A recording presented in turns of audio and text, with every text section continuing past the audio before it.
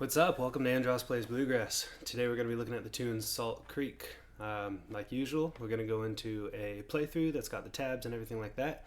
And then when we come back, I'm going to do a bit of a deep dive into the tune.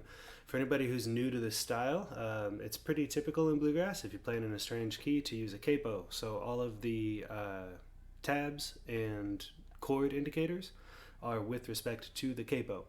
So where it says G, that's actually an A. Where it says, open string, that would be the second fret if you didn't have a capo. All right, see you back.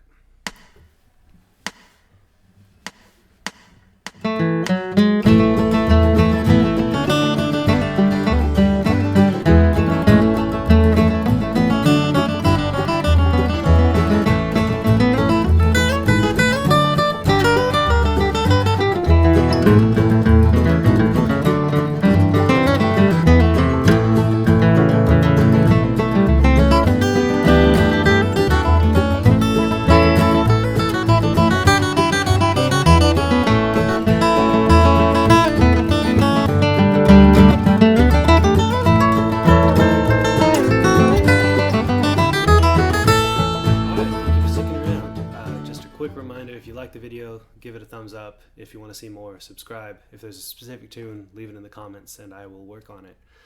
Thanks again to Bluegrass Backing Tracks for making such awesome backing tracks that I can use in these different videos. Alright, so if you want to get started playing this tune, Salt Creek, which you absolutely should, it is 100% a jam standard. Everybody loves this tune. The first thing you're going to need to know is the chords. Now, I'm going to call out the chords as far as the shapes that you're going to play them with respect to the capo, but keep in mind that this is played in the key of A, capoed second fret. So if there's a G-shaped chord, this is actually an A chord, it's just a G shape on a guitar. To avoid any confusion, I'm going to only call this a G. I'm going to stop referencing the capo. Everything's going to be assuming you already have a capo on the second fret. Alright, so the chords for this, for the A part, ready? 1, 2, 3, go.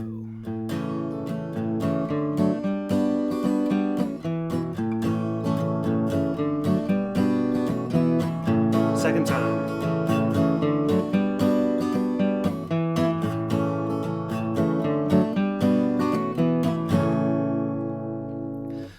So that's twice through the A part.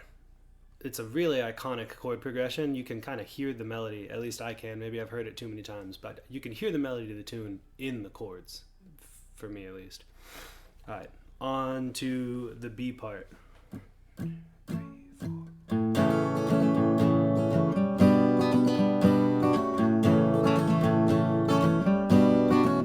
Second time through.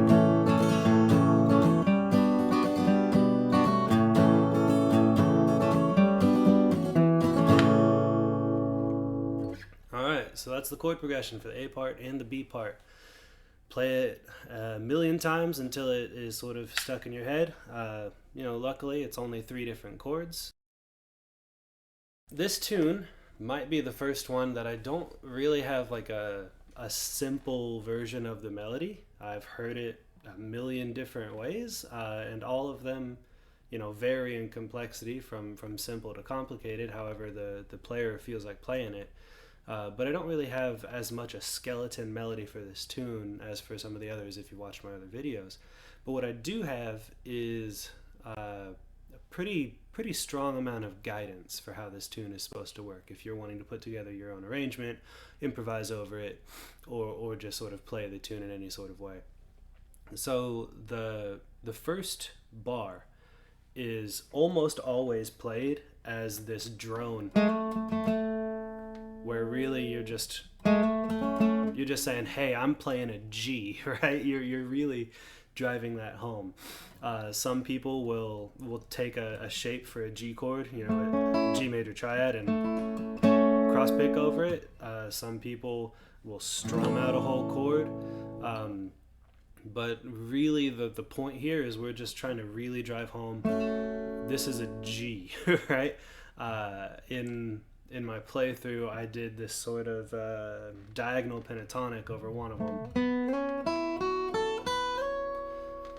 But that was just because I wanted to climb up. Because in the second bar, again, pretty much got total freedom to do whatever you want.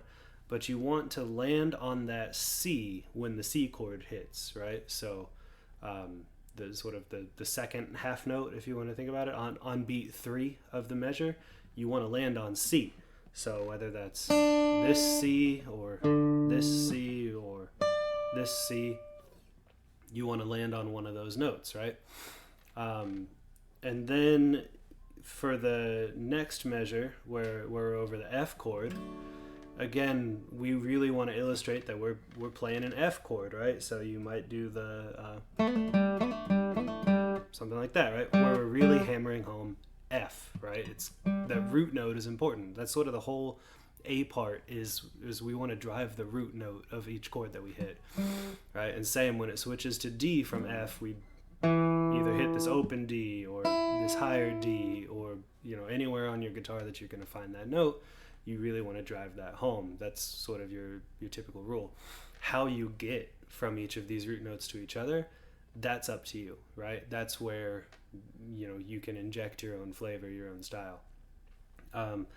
After that D, we kind of circle back, right? We hit a G again, and we do that same drone, right? That's again what's most commonly done, but the point is drive home a G note. And then again, when we switch to C, drive home C somewhere. However you want to get there, that's up to you, right? That's why I do that diagonal pentatonic, because then I've got a C here, so I can vary it up and hit different C's as I'm playing through it. Now, those last 2 bars is where you'd have a tag. You've got 1 bar of F, half a bar of D, and then back to G to resolve it. It's a little bit unusual to do a tag in the key of G over the chord F if you're maybe not accustomed to it, but you've got pretty good flexibility. Just sort of stick to your G major scale. If you want to get spicy, things can get as spicy as you want them to get, right? But just sticking to notes in G will already have enough spice over that F chord that you can play what would normally be a pretty bland tag, and it'll sound a little hotter than normal, right? So that's really all my advice is for the A part.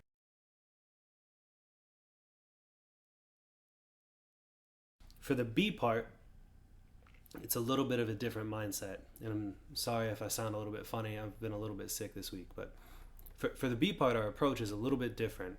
Instead, I think of it as kind of like a call and response, right?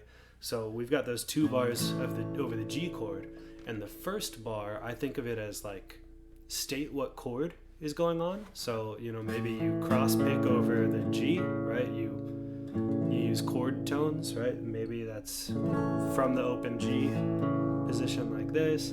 Maybe it's from this G triad here, or I've talked about it 100 times. Any G triad that you've got on your guitar, you want to announce sort of for 1 bar G chord, and then for the next bar play a lick, right? A lick in G. And then next we have 2 bars of F, and we basically want to do the same thing, but in F. So if we've announced, hey, we're in G, and then we've played some sort of lick, now we want to say, now we're in F, and play maybe a similar lick, maybe a different lick, it doesn't really matter, but you spend a bar playing a lick. Then we go back to G, and we're going to do the same thing. We're going to announce, spend a bar saying, here's my G chord, whether I want to cross pick a G shape or strum or, just something to really clearly spell out what chord we're hitting. And then another bar of a lick, and then those last 2 bars have the same chord progression as they did in the A part, where we're going to spell out some sort of tag with 1 bar F and that split bar D resolving to G. Your tags can be the same as you used in the A part if you want. They could be different, just sort of whatever you want to do with it.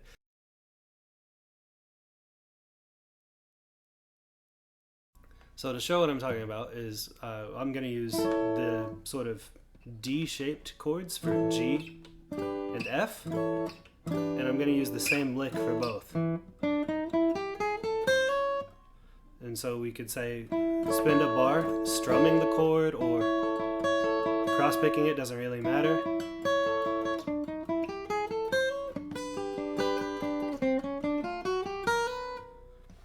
And I mean, there's a way of playing Salt Creek for the B part, right? So get creative. Whatever lick you want to do, whatever chord shape you want to use for them. That's all I got. Short video today. If you like the video, please give it a thumbs up. If you want to see more, please subscribe.